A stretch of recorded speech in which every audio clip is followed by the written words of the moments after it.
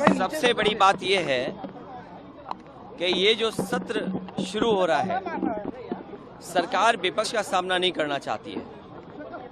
सरकार इतने कम समय के लिए जो ये सेशन चला रही है, इसका मतलब सरकार विपक्ष के सवालों से बचना चाहती है।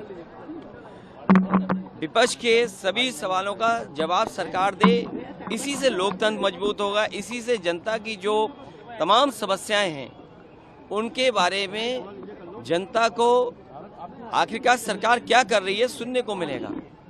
ये जनता के सवालों से सरकार भागना चाहती है, इसीलिए इस सत्र का समय बहुत कम रखा गया है। जिस सरकार ने पहले भी खर्च पैसा न किया हो, जो सुविधाएं देनी चाहिए थी सरकार को, चिकित्सा पूरी तरीके से बर्बाद है। जिला अस्पतालों में इलाज नहीं है, बड़े दावे देते थे मेडिकल कॉलेजेस में, वहाँ इलाज नहीं मिल पा रहा है।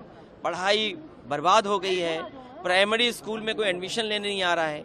इंटर कॉलेजेस की दुर्दशा है, वहाँ कौन सी पढ़ाई कराने जा रही है सरकार। जो ग्रेजुएट बच्चे हैं उनकी कोई सुनवाई नहीं है। जिन बच्चों को आरक्षण के नियमों के तहत नौकरी मिल जानी चाहिए थी, 69,000 वाले बच्चे लगातार आंदोलन कर रहे हैं। आखिरकार सरकार क्या कर रही है? सरकार के हर स्तर पर वो छात्र नौजवान अपनी मांगों को लेकर के मिले हैं। आज भी समस्या का समाधान नहीं है। जानवर वैसे ही सड़कों पे घूम रहे हैं, बिजली उतनी ही महंगी है। अगर जो दावा करते थे इन्वेस्टमेंट कहीं नहीं दिख रहा है। सड़कों पर 1 महीने में गड्ढा मुक्त हो जाएंगी, फिर इतने महीने बाद गड्ढा मुक्त हो जाएंगी। आज तक इतनी बार समय बढ़ाने के बाद भी सड़कें गड्ढा मुक्त नहीं हुई हैं। सड़कों पर वैसे ही गड्ढे हैं।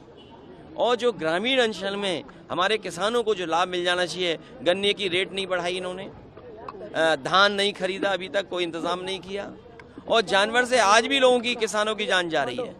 तो इस सरकार के सामने कोई रास्ता नहीं है। सरकार इसीलिए इतना छोटा सत्र बुलाई है। ये सरकार का विरोध है, और नई नियमावली का भी विरोध इसलिए होना चाहिए क्योंकि लोकतंत्र को कमजोर करना चाहते हैं। नियम तो इसलिए बने कि जिससे लोकतंत्र मजबूत हो। आखिरकार जनता ने हमें चुन करके भेजा है, हमारी जिम्मेदारी बनती है जनता के सवालों को उठाने का। ये सरकार नहीं चाहती है कि हम जनता के सवालों को उनके सामने खड़ा करें, उन्हें उठाएं या तख्ती पर लिख करके ले जाएं। ये किस लोकतंत्र में है कि आप जनता के सवाल नहीं उठा सकते हैं? ये जनता के सवाल न उठें, विपक्ष मुखर होकर न बोले, इसीलिए नियम और पाबंदियां ला रही हैं। इससे लोकतंत्र कमजोर होगा, लोकतंत्र मजबूत नहीं होगा। जो परंपराएं रही हैं, जो लोकतंत्र में मर्यादा है, उसके तहत रह करके हम लोग अपने सवाल उठाएंगे। तो जाति जनगणना प्रमुख मुद्दा रहेगा, वो लगातार रहेगा, केवल इस सदन में नहीं।